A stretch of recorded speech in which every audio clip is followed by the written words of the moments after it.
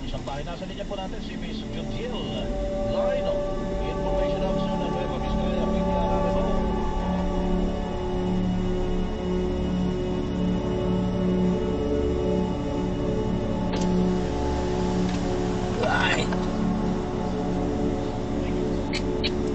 Hindi na tayo nagbago. Medyo malapit. Hindi na tayo nagbago. Na itutuloy pa rin po yung mga road clearing po natin. Sa mga national roads naman po natin, yun na po yung ilunar nila sa hapon.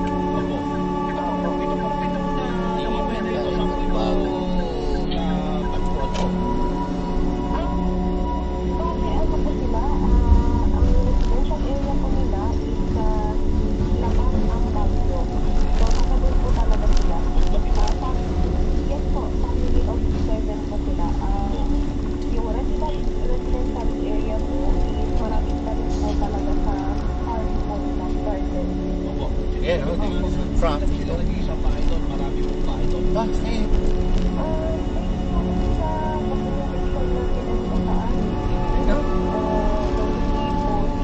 Meron. Yung bahay ng tula ang nakita kami sa area nila, sa area na yun. Teka, tanong namin siya yung ba't hindi po napasabihan at nakapagligtas po itong mga ito?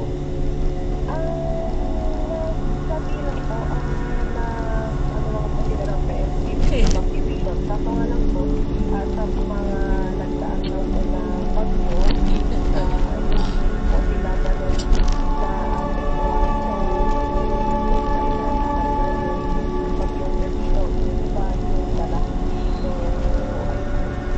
Hindi sumunod po nung napasabihan po.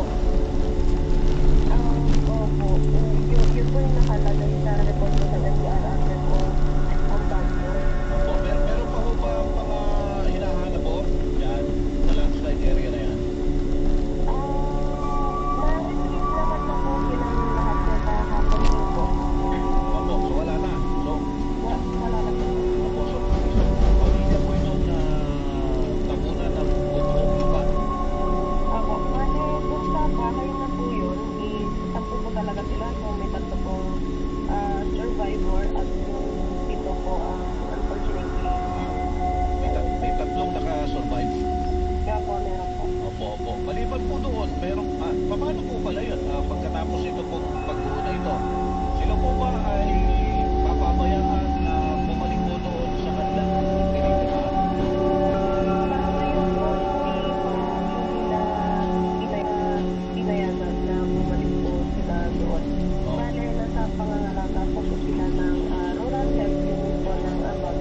Opo, yung ba yan bang lugar na yan po isa doon sa mga natukoy na landslide prone areas? Kasi may nilabas po na PNR, Mines and Geosciences Bureau, this Lino. Opo. Based po kasi doon sa mga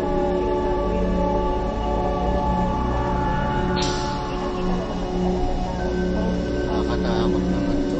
Truck na. Alam nyo, kahit dyan sa PNR, alam nyo na yung landslide prone area, babay sa deklarasyon ng ating PNR. Opo. Kasi, susunod na po kasi yung sa kanila. Kaya po, sila nagpatayo ng bahay. Sabitan kayo. Kaya lang po, siyempre, may parang nagkulang tayo doon na hindi natin sila inalis dyan eh. Meron na palang deklarasyon na yan po yung landslide prone area eh. Natakbi naman po ang preemptive vaccination. Sabitan kayo. RMO at saka Talaga naman. Okay. O diba, yung mga barangay po na una nagsasabi dyan, o yung Layo. Opo, at totoo bang meron silang kamag-anak na kagawad na barangay?